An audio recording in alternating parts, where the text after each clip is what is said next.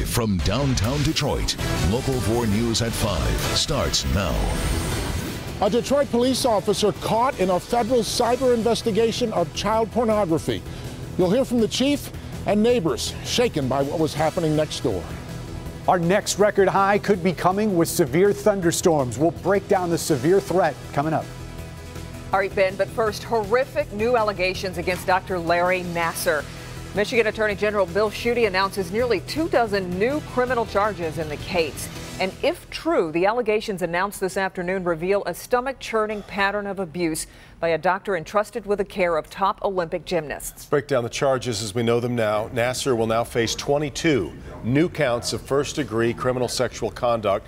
There are a total of 9 accusers, all of them female athletes who had been seeking medical treatment. Jason Colthorpe following this for us. Jason, the Attorney General called him a monster. Oh, and a few other things, Devin. This now makes it a reported 80 sexual assaults attributed to Dr. Larry Nassar. And as the AG also stated today, this case now is on its way to becoming maybe one of the biggest serial sexual assault cases in Michigan's history. This guy is disgusting. This guy is despicable. He is a monster. It's hard to read the details of the 22 new charges against Dr. Larry Nassar. They involve 9 girls under age 16. One says when she was 10 years old, getting treatment in the back room of her gymnastics club, Nassar touched her genitals without permission from her or her parents. Young women athletes who came to him for medical treatment to recover from injuries. Instead, Dr. Nassar preyed on these young girls. Another former gymnast says Nassar performed myofascial release and massage, which she described as digital penetration for 20 to 30 minutes, happening numerous times. Her statement alleges that Nassar said, quote, "We don't tell parents about this because they wouldn't understand." And as a parent and as a father of a daughter, I cannot imagine the heartbreak and the anger and the heartache. Gymnasts say they talked about how Nassar followed them on social media and how touchy he was. That gymnastics club in question here, where many of these new allegations allegedly occurred, is Geddert's Twistars, the premier place in Lansing, owned by John Geddert, who is the head coach of the 2012 national team. He too has been named in a federal lawsuit for not reporting parental concerns about Nassar. He will be arraigned on these new charges tomorrow in Ingham County. Guys, back to you. Well, Jason, we've now got assault charges running into the dozens, but maybe not done, right? No, they're getting calls every day, Devin. They say new information coming in every day. And like we said, this is now 80, and they expect this to keep growing. In fact, they're asking again for anyone who thinks they've been assaulted by Dr. Nassar to come forward and call Michigan State University Police. All right, Jason. New at 5, federal agents raid a business in Madison Heights. The raid happened at a chiropractor's office on 11 Mile between I-75 and John R. Authorities tell us a search warrant was carried out involving a financial crimes investigation. A 29-year veteran Detroit police officer is facing child pornography charges tonight following a raid at his home in Trenton. Let's bring in Steve Garagiola. Steve, this is part of what has been a multi-state federal investigation now. Yeah, this is big, and it strikes close to home, and it hits at every police officer. This afternoon, in talking with the chief, he used the phrase "very troubling" several times. The accused is Miguel Martinez, a 29-year veteran of the Detroit Police Force. He could face charges of possession and distribution of child pornography. The filing of this morning's federal complaint really began with an undercover cyber investigation in Reno, Nevada, last September. A police investigator identified a peer-to-peer sharing program on which users distributed child pornography over the internet. A computer downloading that material was identified at this address in Trenton, Michigan, 2,000 miles away. Yesterday, a search warrant was executed at this home of Detroit police officer Miguel Martinez. Federal agents seized computer material. Today, neighbors shaken at the thought of what was happening next door. Crazy, close to home, especially with little ones over, at my house. Said it was child pornography, so yeah, that's a little bit more spookier. especially with all the kids in the neighborhood. This afternoon, Police Chief James Craig says Officer Martinez has been suspended with pay pending results of the federal investigation. Anytime a police officer makes a decision to engage in alleged criminal acts, and this one is particularly troubling, certainly it's a stain on the Detroit Police Department. According to the criminal complaint, Martinez has told investigators that he, quote, may have seen child pornography files. We support those who do it right. We will continue, but those who do it wrong should be penalized. Now, the chief said it is standard protocol, really, in any situation like this, that the officer be suspended with pay. If and when the U.S. attorney files those charges, those child pornography charges, that would change to suspended without pay. And then, of course, it could lead to termination pending what happens with the case. Reporting live at Detroit Police Headquarters, I'm Steve Garagiola, Local 4. Steve, the owner of Bluefin Sushi in Grosse Pointe is firing back today at claims of racism inside the restaurant, and they're doing it with this video here. The security camera video shows the 3 African-American women who say they were kicked out of the restaurant for no good reason. So let's get to Jermont Terry live in front of the restaurant where a protest is happening right now. Jermont. Yes, Kimberly, that protest started about 10 minutes ago. You can see over my shoulder here that about a half dozen or maybe.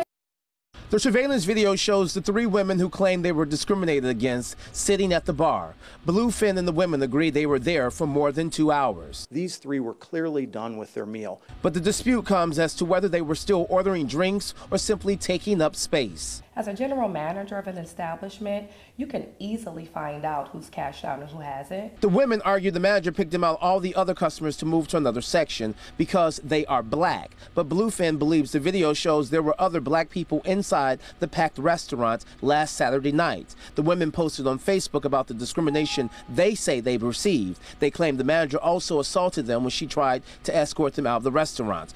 But Bluefin insisting the video never shows an assault and chops at the credibility of the women's claim. Again, I look at credibility. I said I only had 1 drink. That's a lie. I said there were no other black faces in the restaurant. There were 8 others. I've watched the video from A to Z. They are 3 more. So there were 11 of the 60 potential customers there were black. I'm back live out here at the restaurant. You can see that again, about 2 dozen supporters of those women are demonstrating outside. We should point out that the restaurant clearly states on their menu that they reserve the right to ask a party to leave after an hour and a half after they're done eating. But the women feel it's really about how the managers handled the situation here Saturday night. But again, they're just asking for an apology, and they're also continuing to demonstrate, claiming that racism claims happened here Saturday night, nothing more. Of course, the owners and the attorneys for the owners are saying that was far from the case. Reporting live tonight, Jermont Terry, Local 4. All right, Jermont, thanks. Well, our streak of warm February weather just keeps on going. The only bad part about it is we know it's going to come to an end. Hopefully not for a little while, though, Ben. Yeah, we've got a few more days. In fact, we've probably got another record high in our future before we actually see temperatures return to normal. We got awfully close today. 64 was as far as we got, at least at the hourly numbers. We'll have to wait till 6 o'clock to find out if in between there we got a little bit higher. But temperatures generally are still in the low 60s, and we did this without any sunshine at all across most of the area. We will keep mostly cloudy skies going and very close to those record temperatures, but still only sinking down into the upper 50s by 10 o'clock. Dry in the evening. We will see a couple sprinkles tonight, and then we'll talk more about that severe weather threat for Friday coming up here in a few minutes, guys. All right, Ben, now to one of the really wild stories of the day. Astronomers at NASA make a stunning announcement. They've discovered 7 Earth-sized planets orbiting a star similar to our own sun. NASA made the announcement at a news conference today in Washington. Astronomers say this finding could lead to the discovery of life away from Earth. They've explained these 7 exoplanets are not only like Earth in size, but also apparently in climate. Now, impossible to tell at this point, but they do believe some of these planets could have water, which of course could potentially mean support for life as we know it. Just absolutely fascinating. Isn't that something? 7 of them all of a sudden. Yeah. Wow. All right, developing right now, we are finally getting our first look at Dan Gilbert's plan for the Hudson site in downtown Detroit, and it is something. Yeah, you and I were all googly-eyed over it just a few minutes ago. Let's get Rod Maloney. He's live now. Rod, Gilbert's hinted that this would be an iconic building, and it doesn't disappoint. Yeah, this is one of the most important street corners in all of the city of Detroit for the past, 100 years, but it's been like this for about the last 19. But imagine this going up 52 stories, 734 feet. Well, let's take a look at the pictures because they are darned impressive here. 1.2 million gross square feet of living space and shopping, 700 parking spaces in the basement, 250 residential units. It'll be 3 stories below ground, but they're going vertical in a big way. In fact, it'll be 734 feet, which is 7 feet higher than the RenCen. They really want to make their mark on the skyline. Let's hear from Deb Dansby from Rock Ventures. If you're going to go vertical, we need the density in the city. Residential is at maximum capacity with waiting lists years and years in the making. And so what we tried to do was maximize the site. Part of the design is the way it is with the tower in the location it is because we were trying to maximize below grade the parking structure that's there. Now, this is all exciting stuff, but there is the larger question of whether the state is going to grant some kind of tax incentive. If the state doesn't grant the tax breaks, then this becomes a lesser project. So we'll have to see how that plays out. But if you want to get a better look at all the pictures, go to clickondetroit.com. We have them all there for you. Reporting live downtown, Rod Maloney, Local 4. They're worth a look. Yeah, I was going to say, they are slick looking too. All right, here's Defender Kevin Dietz with a look at what he's working on. Kevin? Prosecutors said 2 Detroit cops conspired to steal over $1 million, and today they were sentenced to multiple years for it. But tonight, coming up, one of the officers says he's going to appeal the case and he's going to win. You'll see it only on 4 coming up. All right, Kevin, also startling new evidence in the murder of 2 Indiana teenagers. Police say it was a heroic act for them that may help find their killer. Nick? A large settlement between the U.S. Attorney's Office, a mosque to be built in Sterling Heights, and the city of Sterling Heights. What the settlement means the city has to do when it comes to building that mosque. Tonight on New at 6. A little girl is left wandering her neighborhood after a school bus ride her mom says never should have happened. New at 6, what went wrong and who came to the little girl's rescue? A stranger breaks into a family's home, raids their pantry, and goes to sleep. New at 6, a Macomb County homeowner reveals how she first realized something was wrong. Well, after a lawsuit alleging religious intolerance and this fiery city council meeting last night, the city of Sterling Heights has reached an agreement. And that agreement allows a mosque to be built on 15 Mile Road. There were concerns over parking and the height of the structure. As Nick Monticelli reports, the U.S. Attorney says there were constitutional issues. A federal judge still has to sign off on this settlement here inside the courthouse, but it really is just a formality. In the meantime, the plans to build this are already underway. Ignorance coupled with government power can be very difficult to overcome. Attorneys speaking on behalf of the members of the American Islamic Community Center believe this settlement is a win for everyone. They feel really good. They feel victorious. They feel that from an American perspective, it's a victory for all Americans, especially vulnerable Americans. How they got here is a long story. In 2015, the group applied to build a mosque on 15 Mile Road between Ryan and Mount, saying the building would be too tall and wouldn't have enough parking. The city denied the permits.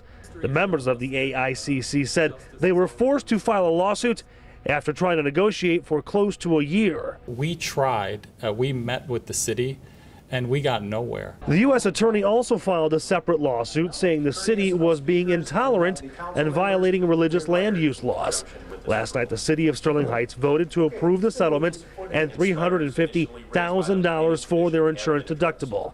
The settlement says the group will be allowed to build the mosque. However, the dome will be reduced from 66 to 61 feet tall. There can be no outdoor amplification, no street parking will be allowed, and shuttles must be provided for overflow parking. One councilman said they resolved the issue, so fighting the suit was pointless. Therefore, there was no point in incurring additional costs through a prolonged litigation that would only cost the taxpayers additional money. And our voices is not heard. Our voices don't mean nothing. But as you can see, some of the taxpayers are not happy. The people protested over the summer, and they're the ones who pay the taxes. They're the ones that have to live around this place, and they want to be heard.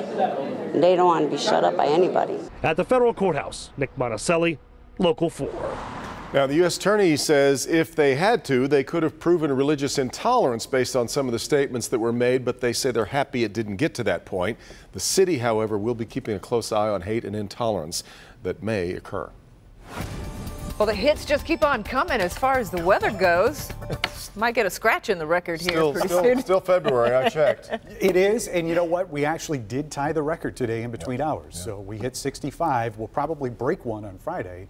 That one's not going to be coming easy, and this is why. We do have a severe thunderstorm threat that's coming here at the end of the work week, and it's most likely going to be here in the evening. So we've sort of targeted here 7 o'clock to show you the setup. Anytime you see the warm front and the cold front sort of making the backwards L there, this is what we call the warm sector. This is usually where we see the warm, humid air, and that's going to be the case as we get into Friday. The other thing we're watching, very strong cold front, meaning temperatures varying pretty good on either side of that front. In fact, there's going to be snow on the other side of that. We'll talk about it in a second. The other thing, and probably the biggest ingredient that's coming into play, is the winds are coming out of the southwest and stronger just above the surface. There'll be more of a southerly flow at the surface, so that change of wind direction with height, it's what we call shear, and that is really going to be one of the big ingredients in the potential for wind damage with some of those storms on Friday. So 63 is where we sit now. We did tie the record, as we said, south-southwest winds at 11. We've seen a lot of clouds. We've seen a lot of fog. Just imagine if those clouds had broken and got some sunshine, where we would have ended up today. Not much to look at as far as the radar goes. There's going to be a couple sprinkles around tonight. There's a front that's going to come through, pretty weak one, maybe a couple sprinkles here in our north zone, and this is going to be overnight towards dawn, but I don't think it's going to impact the morning commute. In fact, most of us are going to stay dry. A little bit better chance as we get into late Thursday night, early Friday. This is during the morning commute. Could be seeing some scattered showers. This is not the main event that we're looking at on Friday. That is south of the warm front. As we get into the afternoon, could see a couple thunderstorms pop. More likely it's going to be in the evening as some of the ingredients come together and we see more of a line of storms move through as we get into the late evening on Friday and then possibly stretching overnight. The cold front will finally end our chances of rain and storms as we get past 12 o'clock. But tonight, 54, still unseasonably mild. A chance of a sprinkles there, but it's not all that great. High temperatures tomorrow, generally low 60s, but in your 4-zone forecast, you can see these are going to vary a little bit depending on where you are at tomorrow. 60 at Warren, 60 in Clinton Township. Downriver, you're going to be at 60 as well. That will not set a record, by the way, tomorrow. Upper 50s to low 60s here in our south zone. And then north of there, we're looking at pretty much 50-degree temperatures. Flint's going to be at 56, Manchester at 59, and generally 50s here in our north zone for high temperatures tomorrow. So Kim was waiting for the other shoe to drop. Here it is over the weekend. 43 for a morning high temperature. We'll be in the 30s. The wind chills will be coming back, and that is snow showers that are going to be here on Saturday afternoon. Hard to believe that in February, that's the odd thing, is that we're seeing snow. I know. Compared to where we have been, you get what you get. Let's all commit as a team either to be here or not be here Friday. What do you think, in or out? I got to be here. Okay, then I guess we'll be here with you too. Yeah, okay. Well, it looks like an ordinary teddy bear, but this stuffed animal is carrying a very special message. Coming up, the meaning behind this bear and why it's truly one of a kind.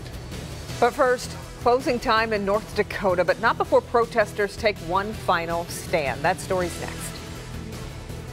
Heroin overdose cases have quadrupled. The epidemic is scary. It hits every walk of life, including your kids.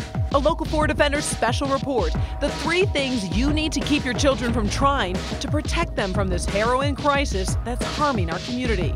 Heroin, the faces of addiction, tomorrow starting at 5.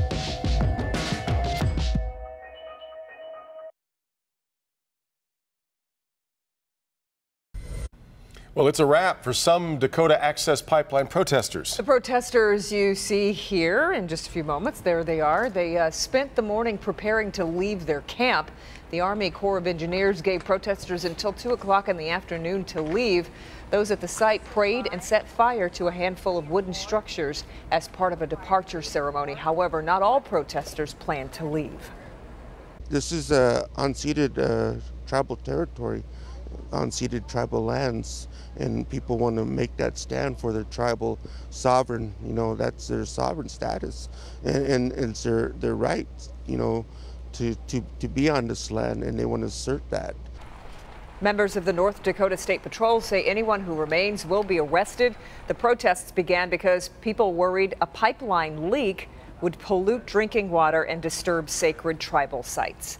Police in Indiana are praising the bravery of two teens who managed to record their suspected killer. It's a tough story. 14-year-old Liberty German and 13-year-old Abigail Williams were found murdered last week in Indiana. Well, now police believe they have audio of the killer after finding a recording on German's phone. German also managed to snap a picture of the suspect, which police say is going to help them track him down.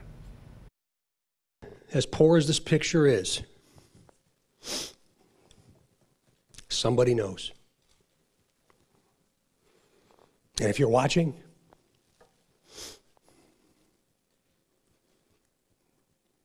we'll find you. At this point, the identity of the man in this picture is still unknown, but as you just heard, police promise to stay with it. New at 5:30. It's one of the biggest causes of accidental fires inside your home, and you might not realize it. Very flammable, incredibly flammable. The Defenders protecting your home from this fire hazard. Passing the torch. Two local Olympic champions make a surprise announcement ahead of next winter's Olympics. One of the Detroit police officers convicted of conspiring to steal money from drug dealers speaks only to the Defenders. His story is coming up. It's dinner time. Live from downtown Detroit, Local 4 News at 5:30 starts now. They're accused of using their badges to steal more than $1 million. Two former Detroit police officers are heading to prison. Topping our news today at 5:30, the two former officers appeared in federal court today where a judge sentenced them to a lengthy prison sentence for extortion. But one of the ex-cops tells the Defenders there's evidence that proves they're innocent. Local 4 Defender Kevin Dietz joins us live tonight. And Kevin, that former officer spoke to you exclusively. What did he tell you? He did. His name is David Hansberry, and a judge had just sentenced him to nearly 13 years in prison. You would think that he would be crushed, but he isn't. He's motivated and upbeat to try and prove his innocence and get his appeal overturned. Former Detroit Police Lieutenant David Hansberry walks into federal court to find out his fate. Inside, the judge sentences him to 12 years and 11 months in prison for conspiracy to rip off narcotics dealers of cash and drugs. When he comes out, he speaks exclusively to the Defenders, and he's not devastated. He is calm, even confident. To all my family and friends and former police officers and colleagues, I want to send out a message of confidence. I want them to keep their head up, to keep me in their prayers. I definitely have my head up. In court, Hansberry was found not guilty on 9 of the 10 charges against him that could have added another 15 years to his sentence. Today, he told the judge at length that he was innocent of the one conviction that stuck. He vows to win at appeal, restore his reputation, and expose what he calls an imperfect justice system. I'm the right person for this fight. I believe I was chosen for this fight, but to take care of something and to handle something that was more important and bigger than myself. I'm up to the task, and I believe when all of the information is out, when everything is out, and when it's all said and done, that I'll be vindicated. Brian Watson is the other former Detroit police officer. He was found not guilty on 8 of the 9 charges, but today he was sentenced to 9 years in prison for the one conviction on conspiracy of extortion. He also is going to appeal his case. Today, the U.S. Attorney put out a press release saying that they have mountains of evidence against these officers, and they're pleased with the judge's decision to send them away for so long. Kevin Dietz, Defenders. Well, Kevin, prosecutors wanted them locked up immediately. Obviously, that didn't happen. So what was the judge's reason for that? Yeah, so the judge said he's going to leave them out on bond while the Federal Bureau of Prisons decides what the safest prison would be for 2 ex-police officers. They got to make sure they're safe and they go to the right facility. So he was said that they are so focused in on this appeal and trying to prove their innocence, he does not have any concerns that there'll be a flight risk. So they will be allowed to turn themselves in when the time comes. All right, understandably. All right, thank you, Devin. At the White House today, the Trump administration working on a major policy change. An announcement on that expected as soon as today is perhaps. Also, word today that President Trump is starting to work on his budget. Tracy Potts following it for us from Washington tonight. Tracy? The White House confirmed today that the administration is looking at a change that the Human Rights Campaign calls a blind and cruel attack on young children. And that's why I will direct them. President Trump's administration is taking on what had not been a campaign priority, transgender bathrooms. In fact, here's what he said last spring about Caitlyn Jenner. You would be fine with her using any bathroom she chooses. That is correct.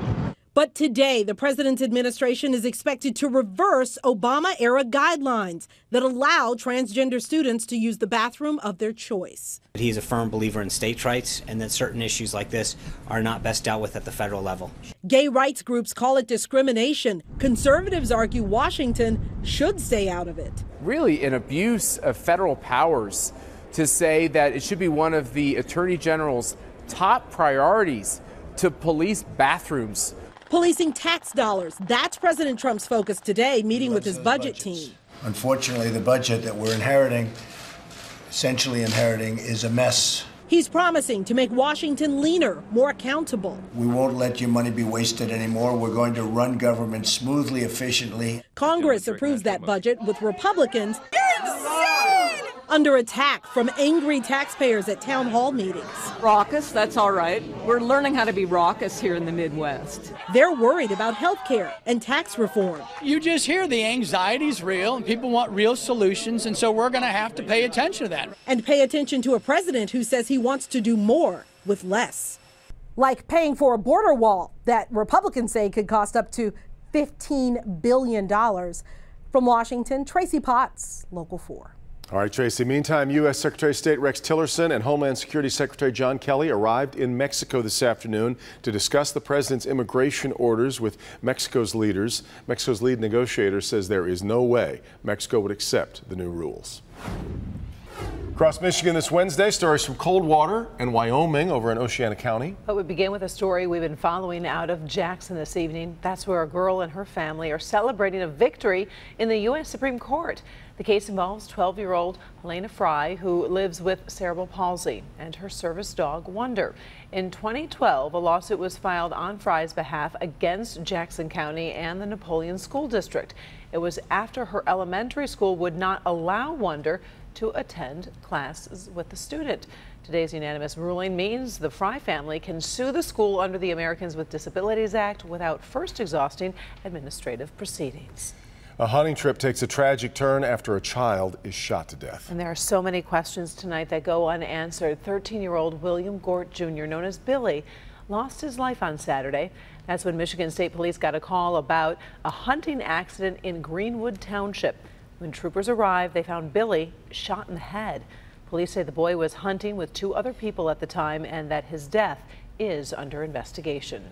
Over in Coldwater, a couple who met 20 years ago at a bowling alley had the day of a lifetime on Sunday. 38-year-old Brian Scheidler and his 33-year-old wife, Nicole, have bowled a number of times per week since they met. Well, on Sunday, they each bowled a perfect game.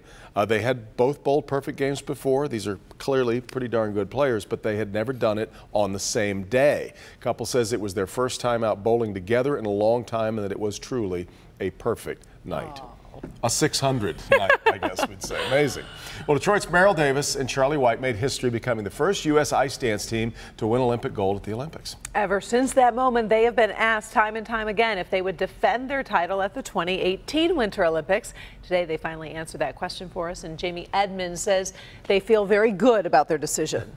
Well, Devin, Karen, fans might be a little bit disappointed on said decision because Merrill Davis and Charlie White say they're not competing next season. That means they won't make a run for the Winter Olympics in South Korea, but you'll still see them on the ice.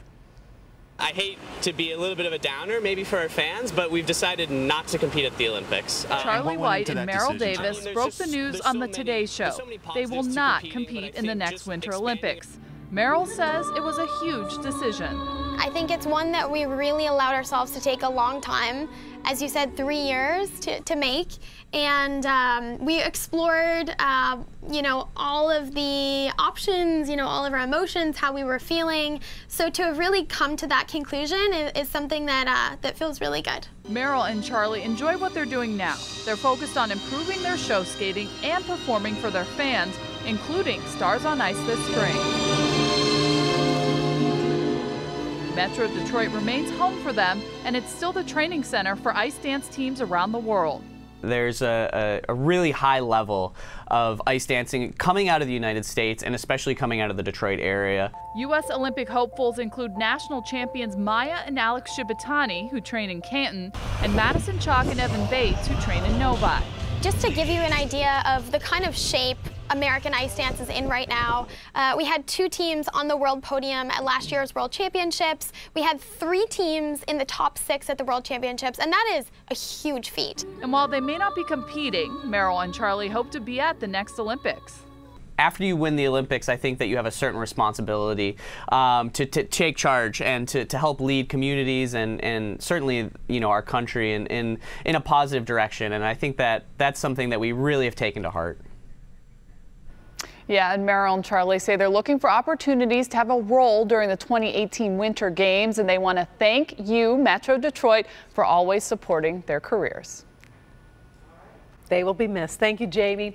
You have until 10 o'clock to get Powerball tickets for tonight's drawing. The jackpot is up to $403 million. Whoever wins the jackpot can choose to take their winnings either in a lump sum or get paid over 29 years. That lump sum payment, get this, after taxes, is nearly $244 million. Of course, we will have those winning numbers on Local 4 News at 11. Now to good health. It's a sad fact. 22 people die every day waiting for an organ transplant. When one woman received that precious gift of life, she wanted to find a special way to say thank you. I received a phone call, and I thought they were teasing that they had a heart for me. Dying from heart failure, Lisa Russell went from planning her funeral to celebrating her second chance. You're facing death, and you're mentally, emotionally preparing for death, and then all of a sudden you're told you get to live. But her own heart ached for her donor's family. I received my new heart, and I was so thankful. I remember going into surgery, and I was thinking about the family, and knowing that I was celebrating life, and they were also grieving. How do you thank someone for giving you the gift of life? Every day I live so thankful for the life of my donor. The words never seem appropriate. So Lisa decided to let her donor's heart speak for itself. Isn't it wonderful? I'm recording the heartbeat, and I'm putting it inside of a little bear. A little bear carrying a big message. I'm hoping when they have their difficult days, they can hold on to that bear. When they hold the teddy bear, they'll know that that's their loved one's heart.